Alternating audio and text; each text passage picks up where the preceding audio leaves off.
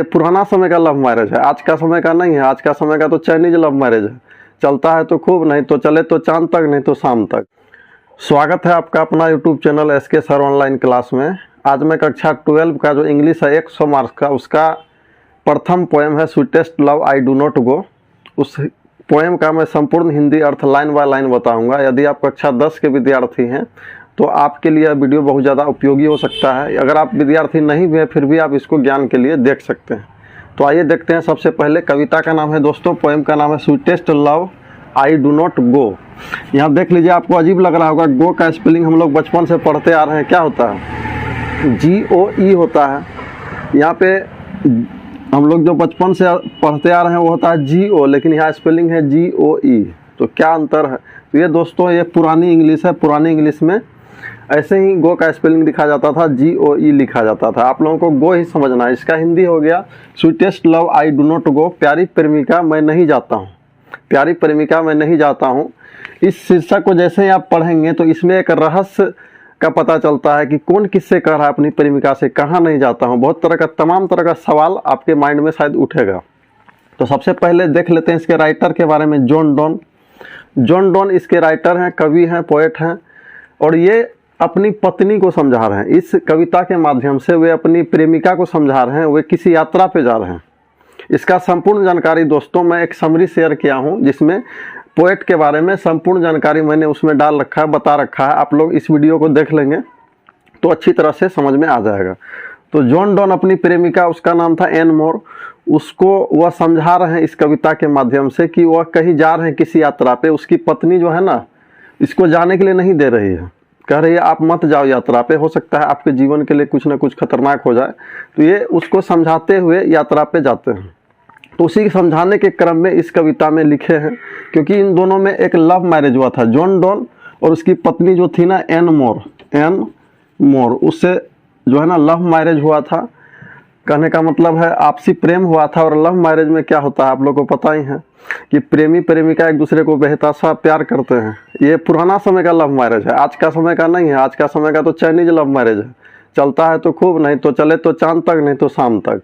ये वाला नहीं है। पहले समय में सच्चे प्रेम होते थे, उस समय का ये कविता है, पुराने समय का। तो देखते हैं क्या है। एन मोर को समझा रहे हैं जॉन डॉन। क्या समझाते हैं? लिखे हैं sweetest love I do not go. कह रहे हैं कि प्यारी प्रेमिका मैं नहीं जाता हूँ, किसी यात्रा पर नहीं जाता हूँ। इसमें थीम क्या है देख लीजिए इसको। कवि किसी यात्रा का में जाने के लिए प्लानिंग कर रहे हैं, उसकी पत्नी उसको रोक रही है, रोती हुई कह रही है आप मत जाओ। पत्नी को कवि समझा रहे हैं कि देखो हम इसलिए जा रहे हैं, बहुत सारा बात इसमें कहते हैं। ये इसका थीम है, इसका घटना है। तो बोल रहे हैं sweetest love I do not go, प्यारी प्रेमिका मैं नहीं जाता हूँ।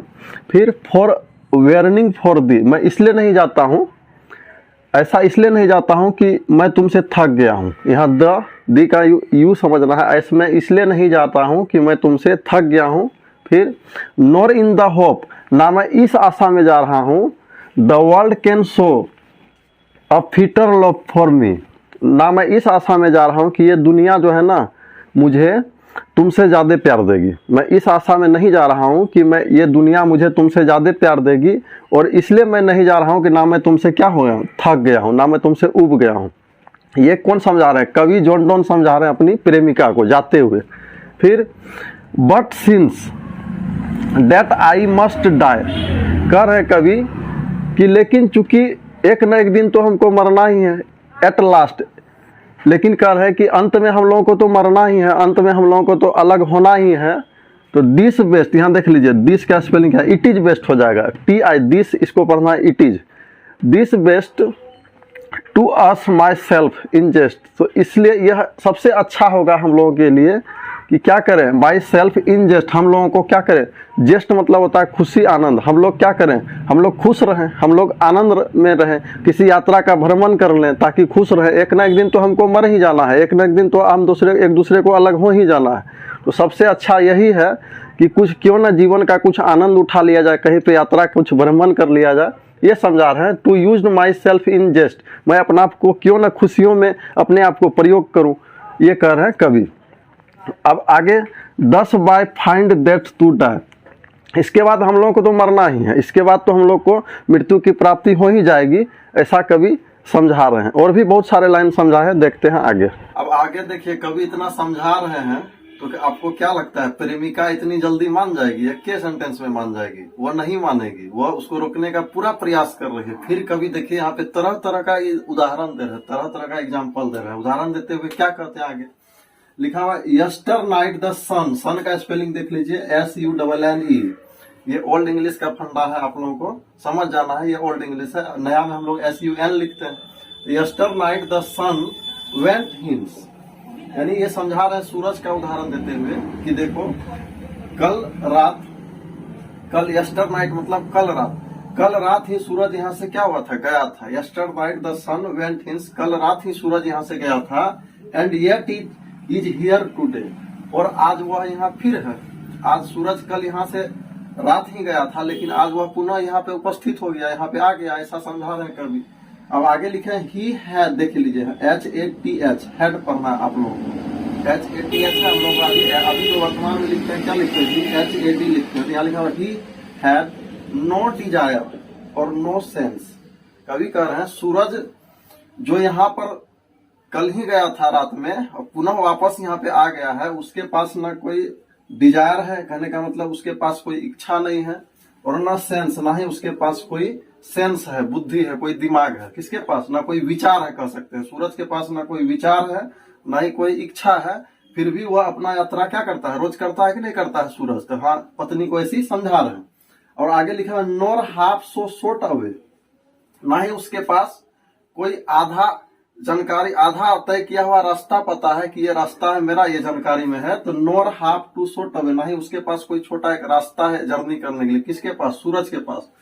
देन फियर नॉट मी, तो इसलिए कह रहा है इसीलिए तुम मेरे बारे में मुझसे मत डरो, तुम मेरे बारे में, मेरे यात्रा के बारे में मत डरो। देखो सूरज से तो अच्छा है हम, क्यों अच्छा है आगे समझा रहे हैं। बट लेकिन बिलीव डैट, लेकिन तुम विश्वास करो, बिलीव डैट विश्वास करो क्या, कि I shall make a speedier journey, कह रहा है कि तुम विश्वास करो मैं अपने यात्रा को बहुत ही ज्यादा तेज बनाऊंगा। किससे? सूरज से। मैं बहुत विश्वास करो कि मैं अपने यात्रा को सूरज से बहुत ही ज्यादा तेज बनाऊंगा।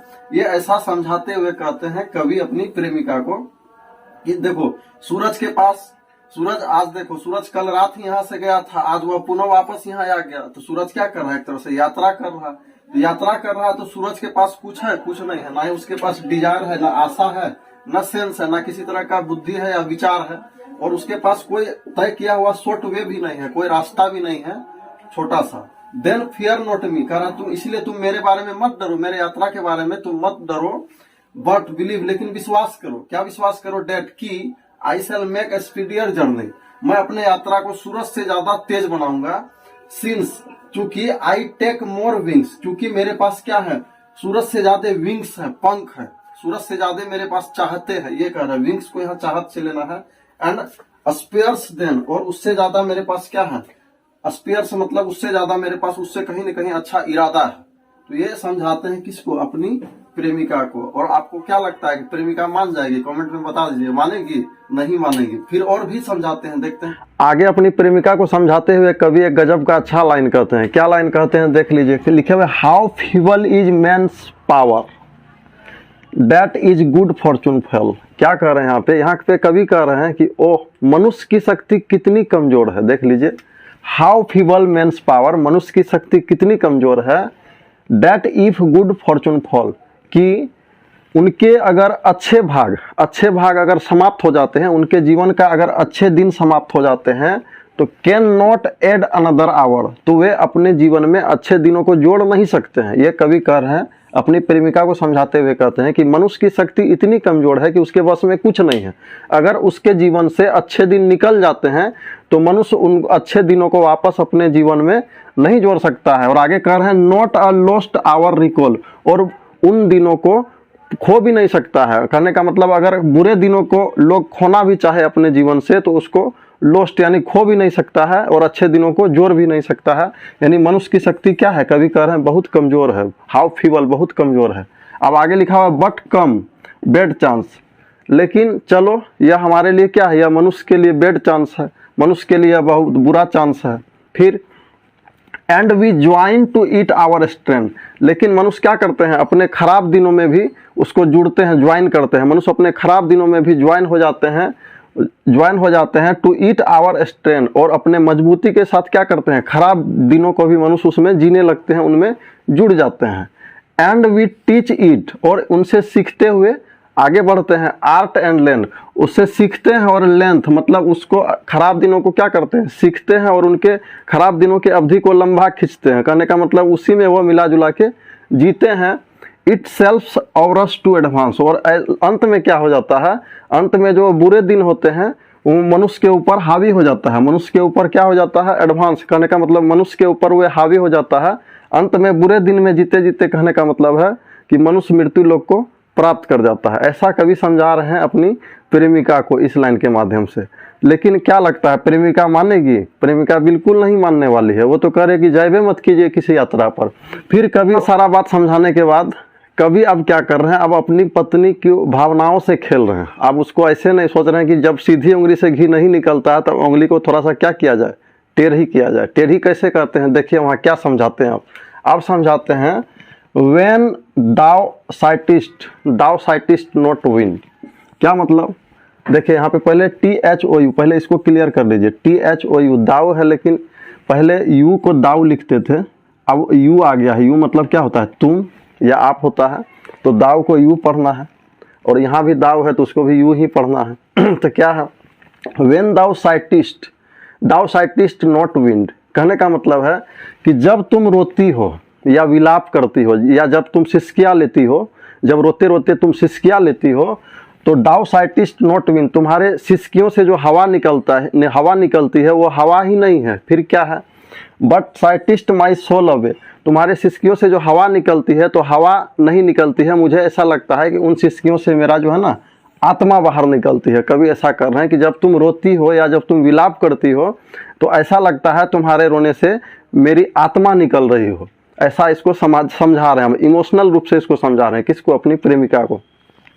When thou weepest unkindly kind, my life blood dots decay, कह रहा जब तुम रोती हो अनकाइंडली, जब तुम रोती हो अनकाइंडली पूर्वक रोती हो, जब तुम इतनी निष्ठुरता पूर्वक रोती हो, कहने का मतलब है, तो माई लाइफ ब्लड, कहने का मतलब है मेरे जीवन का जो रक्त डॉट्स, मेरे जीवन का जो रक्त कंद है, डीके मतलब मेरे जीवन का नष्ट हो जाता है। ऐसा कवि कह रहे हैं, उसको इमोशनल रूप से समझाते हुए कह रहे हैं। एक बार फिर से देख लेते हैं कि जब तुम विलाप करती हो, जब तुम सिसकियाँ लेती हो, तो तुम्हारे सिसकियों से जो मुंह से हवा निकलती है तो हवा नहीं निकलती है। मुझे ऐसा लगता है कि उन सिसकियों से मेरी आत्मा ही बाहर निकल रही है, मेरी जान बाहर निकल रही है, प्राण बाहर निकल रही है। When thou weepest unkindly kind, जब तुम इतना निर्दयता पूर्वक रोती हो तो ऐसा लगता है my life blood dots decay, ऐसा लगता है कि मेरे जीवन का जो रक्त का कतरा है वो नष्ट हो रहा है। अब आगे कह रहा है, इट कैन नॉट बी, यह नहीं हो सकता, यह नहीं हो सकता, क्या, डेट की दाव, फिर वही चीज़ आया है, दाव मतलब यूँ समझना है, दाव लवस्ट मी, ऐसा नहीं हो सकता है। फिर यहाँ पे कभी इमोशनल रूप से क्या कर रहे हैं कि ऐसा नहीं हो रहा है कि तुम मुझसे प्यार करती हो, ऐसा नहीं हो सकता है कि तुम मुझसे प्यार करती हो, एज यू सेज, जैसा तुम कहती हो। उल्टा कर रहे हैं कि ऐसा नहीं हो सकता है कि जब तुम मुझसे प्यार करती हो, एज यू से, जैसा तुम कहती हो। इन दाइन माई लाइफ दाउ वेस्ट, कह रहा है कि मैं तो तुमसे प्यार करता हूं, अगर तुम मेरे जीवन को बर्बाद भी कर दोगी। देखो यहाँ लिखा, इन इफ इन दाइन माई लाइफ दाउ वेस्ट, जब तुम मेरे जीवन को बर्बाद भी कर दोगी तो thou are the best for me, लेकिन फिर भी तुम मेरे लिए बेस्ट रहोगी। कभी ये कह रहे हैं कि मुझे तो ऐसा लग नहीं रहा कि तुम मुझको चाह रही हो, बिल्कुल ऐसा लग नहीं रहा है, लेकिन अगर तुम मेरे जीवन में आकर के मेरे जीवन को बर्बाद कर दोगी तो फिर भी मेरे लिए जो है ना सबसे अच्छा, मेरे लिए जो सबसे बेस्ट रहोगी वो तुम ही रहोगी। जीवन में, मेरे जीवन में दूसरा कोई हो नहीं सकता है। ये कभी समझा रहे हैं, इसको अब इमोशनल रूप से समझा रहे हैं। फिर क्या लगता है आपको, अब ये मान जाएगी? आप लोग बताइए कमेंट में। आइए देखते हैं कभी अंतिम स्टेंजा में क्या कर रहे हैं। अंतिम स्टेंजा में क्या समझा रहे हैं अपनी पत्नी को। Let no thy diving heart for things me any ill, यहाँ पे कह रहे हैं कि तुम अपने दे, THY, दे मतलब योर मतलब अपने समझना इसको, ये ओल्ड इंग्लिश है, आप लोग पहले भी पढ़ा दिए हैं कि ओल्ड इंग्लिश में कभी कभी वर्ड का थोड़ा सा प्रॉब्लम क्रिएट करेगा, लेकिन समझ जाना है दोस्तों आप लोगों को इस तरह से कि let no thy diving heart for things me any ill, कह रहा है कि तुम अपने देवी जैसी पवित्र हृदय से मेरे बारे में बुरा मत सोचो, मेरे बारे में गलत मत सोचो। डेस्टिनी में भी टेक द पार्ट, कह रहा है कि अगर भाग में यदि हम लोगों को अलग होना लिखा है तो हो जाएगा, हो ही सकता है, उसमें कोई दिक्कत नहीं। यहाँ पे फिर भाग की प्रबलता बता रहे हैं कभी कि अगर हमारे भाग में डेस्टिनी में टेक द पार्ट, अगर भाग में अलग होना लिखा होगा तो वो तो हो ही जाएगा। एड में दे फियर फुलफिल, और अगर तुम्हारे भाग में तुम्हारे यात्रा के बारे में, मेरे यात्रा के बारे में किसी तरह का डर जो तुमको आ रहा है वो अगर होगा भाग में तो वो भी फुलफिल हो जाएगा, वो भी हो सकता है। कहने का मतलब भाग में जो लिखा होगा वो तो हो ही जाएगा। अगर मेरे यात्रा के बारे में तुम डरती हो कि मेरे यात्रा करने से कुछ अनहोनी हो सकता है, अगर भाग में लिखा होगा तो वो भी क्या हो सकता है, वो भी हो सकता है। बट लेकिन think the we are but turn aside to sleep, लेकिन यहाँ पे आप अजब से लाइन कह रहे हैं कि बट लेकिन थिंक सोचो, द वी कि हम लोग, वी आर हम लोग तो एक हैं, हम लोग तो हैं, तुम सोचो कि हम लोग तो हैं, बट लेकिन टर्न असाइड टू स्लीप, लेकिन हम लोग क्या हैं, सोते हुए एक दूसरे के विपरीत घूम के सोते हैं। यानी कहने का मतलब है कि हम लोगों में जो है ना आपसी फिजिकल प्रेम नहीं है, हम लोगों के बीच भावना का प्रेम है, हम लोगों के बीच आत्मा के साथ प्रेम है, कोई फिजिकल कोई शारीरिक संबंध ही नहीं है हम लोगों के बीच। तो ऐसा करा कि हम लोग तो एक हैं, लेकिन हम लोग क्या करते हैं, हम लोग एक होते हुए भी एक दूसरे के विपरीत घूम के सोते हैं। अब यहाँ पे कह रहे हैं they who one another keep alive, यहाँ पे कभी कह रहे हैं कि वे लोग जो अनदर कीप अलाइव, वे लोग जो अपने जीवन में एक दूसरे के साथ रहते हैं, अब आगे लिखा हुआ है अलाइव नॉर पार्टेड बी, वे लोग अलग नहीं हो सकते हैं, जो जीवन में एक दूसरे के साथ रहते हैं। कहने का मतलब है जो एक दूसरे के भावनाओं में रहते हैं, जो एक दूसरे के दिल में बसते हैं, जो एक दूसरे को आत्मा से आत्मा में प्रेम करते हैं, वे कभी भी अलग नहीं हो सकते हैं। ये कभी अंतिम स्टेंजा में समझा रहे हैं। तो दोस्तों इस प्रकार से मैंने कक्षा 12 का जो 100 मार्क्स का इंग्लिश है उसका पहला कविता था sweetest love I do not go, इसका मैंने संपूर्ण हिंदी विश्लेषण लाइन बाय लाइन कर दिया है।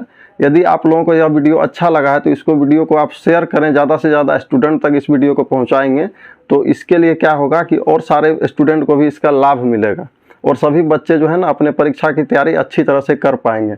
अंत में एक चीज़ और कहना चाहूँगा, इस लेसन का मैंने एक सारांश, बहुत ही शॉर्ट समरी मैंने बना रखा है वीडियो में, जिसका मैं लिंक इसमें दे दूंगा आप लोगों को। आजकल क्या होता है एग्जाम में समरी भी लिखने के लिए आता है, सारांश भी लिखने के लिए आता है, तो सारांश बिल्कुल अपने भाषा में मैंने बना के आप लोगों के सामने प्रकट किया है, देख लीजिएगा उस वीडियो को तो और भी अच्छा से समझ में आ जाएगा। आज के लिए इतना ही, मिलेंगे नेक्स्ट वीडियो में, तब तक के लिए जय हिंद।